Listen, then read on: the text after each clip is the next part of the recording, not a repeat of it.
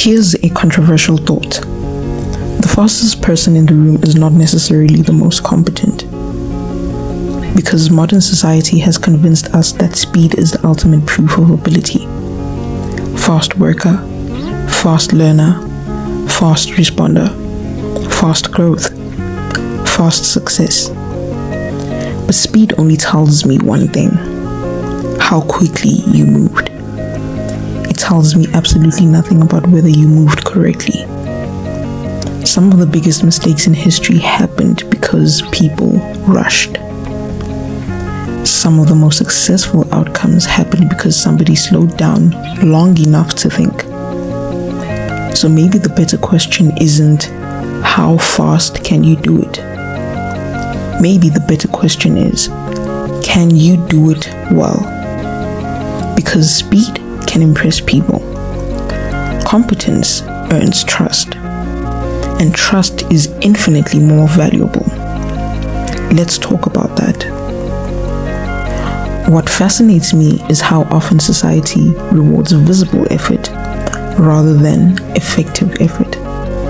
If somebody replies to emails instantly, we call them efficient. If somebody finishes a project ahead of schedule, we call them productive. If somebody delivers something quickly, we assume they know what they're doing. But what if they're simply moving fast? What if speed is all we're seeing? Think about this. A person driving at 180 kilometers per hour is moving quickly. That doesn't automatically mean they know where they're going. And yet, we apply this flawed logic everywhere. In careers, in education, in business, even in personal development. People want to become experts in months, build businesses overnight, master skills in weeks, develop influence immediately. Everything has become accelerated. And because everything is accelerated, patience has become unfashionable. The problem is that mastery has never been fast. Mastery is repetition. Mastery is refinement. Mastery is failure.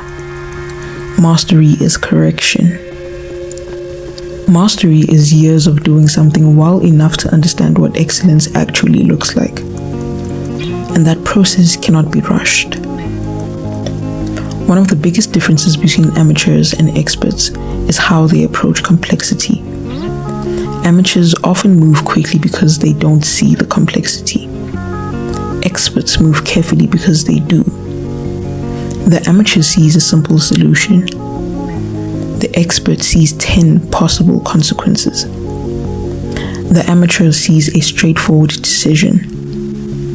The expert sees risks, trade-offs, dependencies, and long-term implications. This is why expertise sometimes appears slower. Not because experts are less capable, but because they understand more. And understanding more changes how you operate. It forces you to think. It forces you to evaluate. It forces you to anticipate. That's competence. Now here's where this becomes uncomfortable. Sometimes people use speed to compensate for a lack of competence.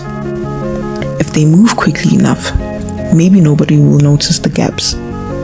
If they produce enough, maybe nobody will inspect the quality. If they remain constantly busy, maybe nobody will question the effectiveness. But eventually, reality catches up. Poor decisions have consequences. Poor foundations crack.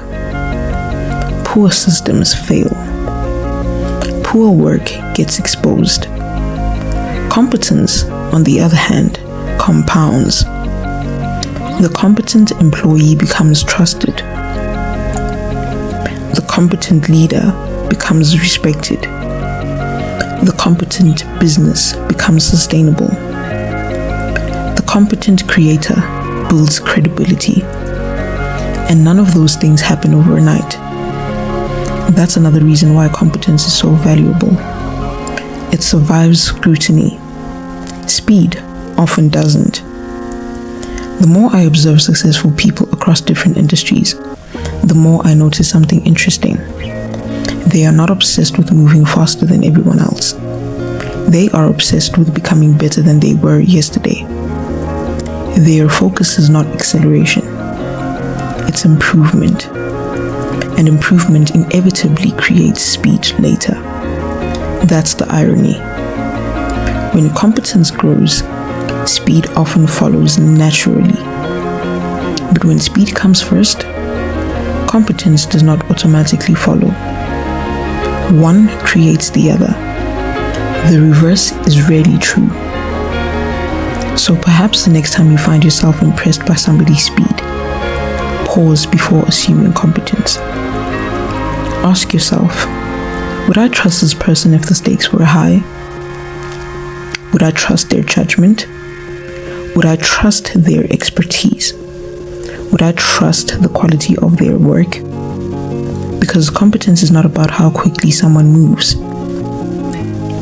It's about whether they constantly deliver excellence when it matters most. And in a world obsessed with speed, that distinction has never been more important. If this challenged your thinking, welcome to Provocateur. I'll see you in edition 3.